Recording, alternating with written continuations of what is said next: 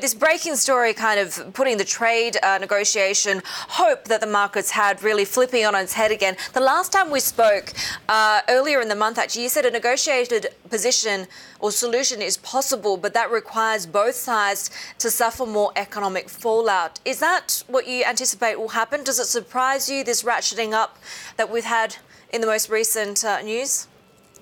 Well, it comes as a surprise because as of tomorrow, the administration's in the position, having completed its public comment procedures, to impose the extra $16 billion worth of tariffs.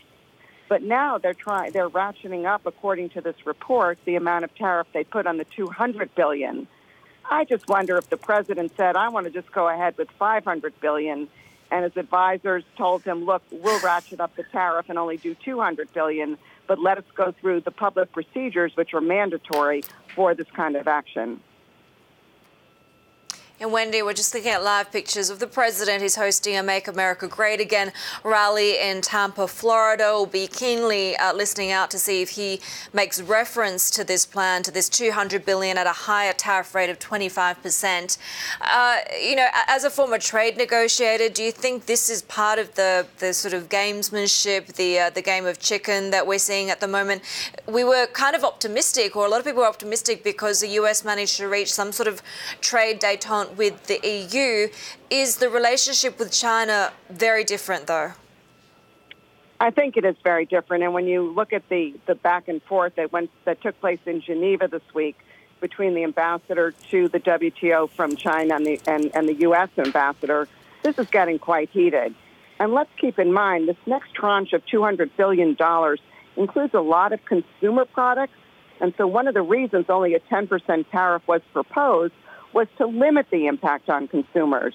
So if a 25% tariff is going to be put on this $200 billion, this really ups the ante in this game.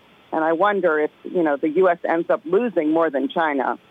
Wendy, we've been talking about how Beijing has been patient, trying to match but not overcome what's been happening out of the Trump administration here. But it seems, at least, I want to get your take on this, it seems that Donald Trump is just trying to continue to poke and poke and poke to try to get some kind of, not just a reaction, but maybe an overreaction so that he can be justified here. What are your thoughts on this?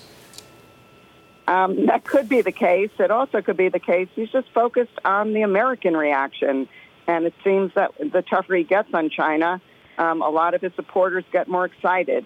But once again, as these numbers go up, we're going to go from hitting industrial products to consumer products.